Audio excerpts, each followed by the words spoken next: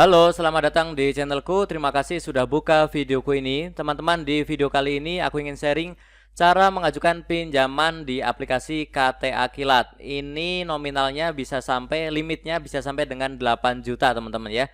Nah ini sebenarnya turun sih, karena tahun lalu itu kalau kita cek adalah 20 juta. Di tahun 2024 ini menjadi hanya 8 juta. Tapi ya lumayan ya, karena tidak ada jaminan, hanya dengan KTP teman-teman bisa mencairkan. Nah ini kalau kita lihat ya, bunganya itu 0,3% per hari. Sebelumnya itu 0,5% teman-teman ya. Jadi ini sudah turun sangat banyak ya. 0,03 ini adalah aturan OJK bahwa di tahun 2024 itu maksimalnya adalah 0,3% per hari. Kalau ada yang lebih dari itu teman-teman silahkan laporkan saja ke OJK ya. Oke, ini untuk bunganya. Selanjutnya adalah limitnya tadi sudah ya.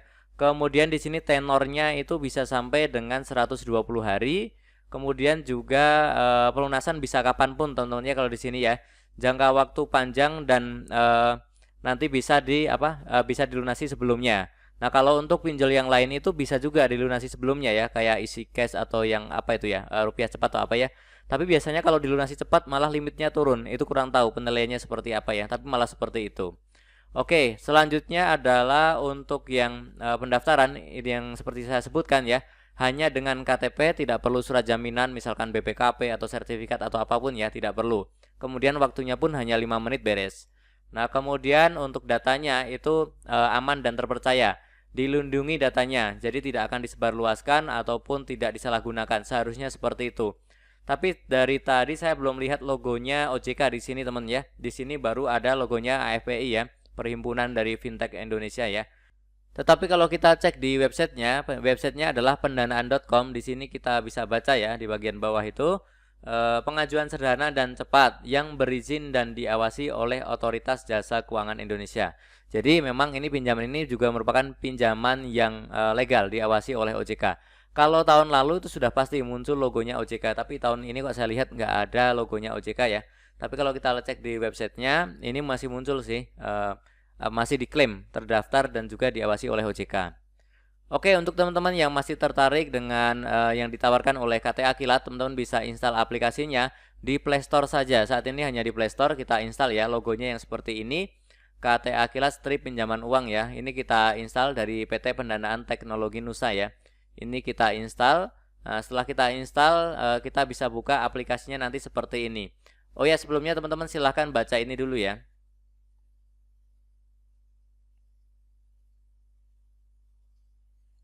Oke, setelah kita buka tampilannya adalah seperti ini. Di sini kita diminta untuk memasukkan nomor handphone ya. Nah, nomor handphone itu adalah nomor handphone aktif yang sudah biasa kita pakai.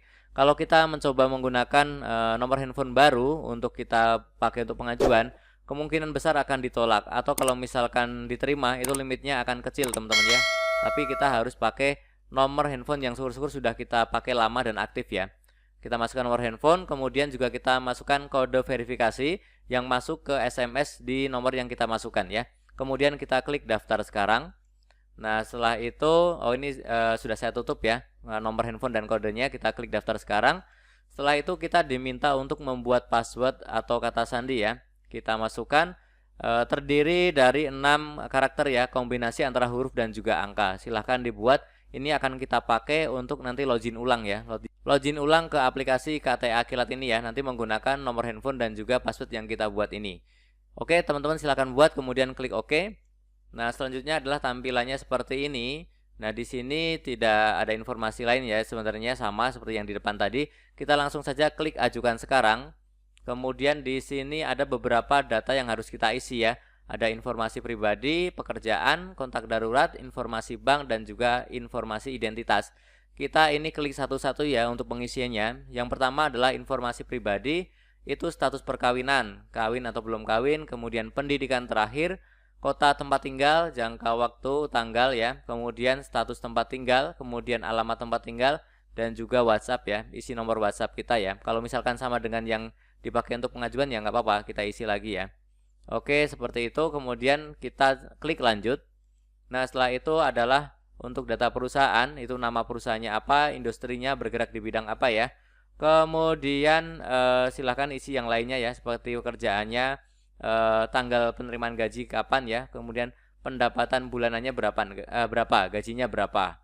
Kemudian alamat email, kemudian kota tempat bekerja, kemudian alamat kantor juga harus diisi ya. Nomor telepon juga harus diisi.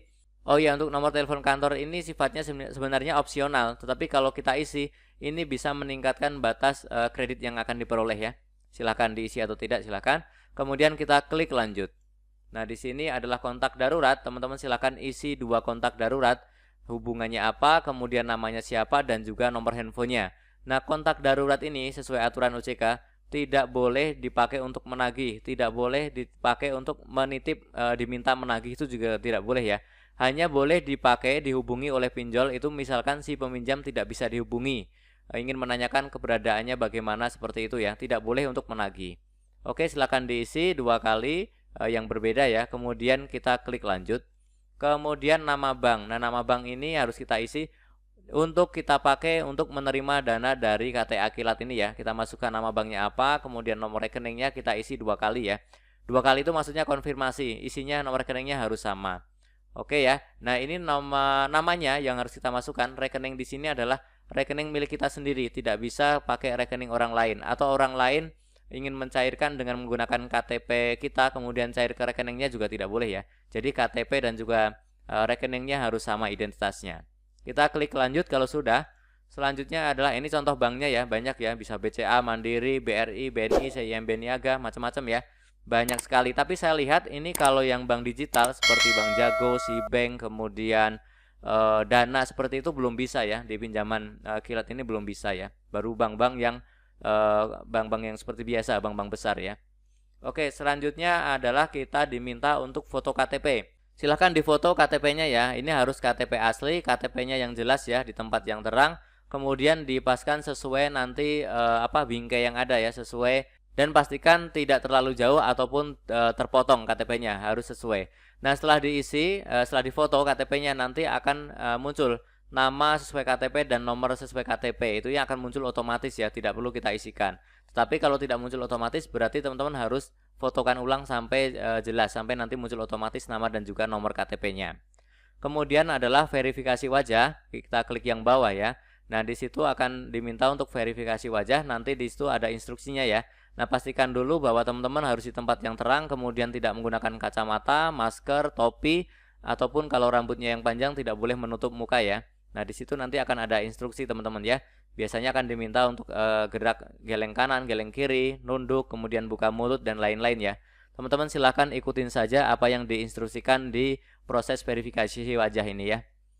Oke, nanti selanjutnya adalah proses verifikasi untuk data-data yang sudah kita berikan ya. Ini memerlukan waktu tidak lama sih, hanya beberapa detik atau beberapa menit ya. Kita tunggu saja. Nah, kemudian setelah itu, setelah disetujui, teman-teman akan muncul.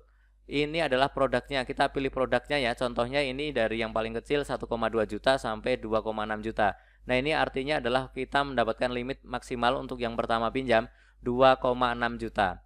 Kalau kita sering pakai kemudian pembayarannya lancar, nanti limitnya ini akan naik teman-teman ya. Oke, jadi seperti itu.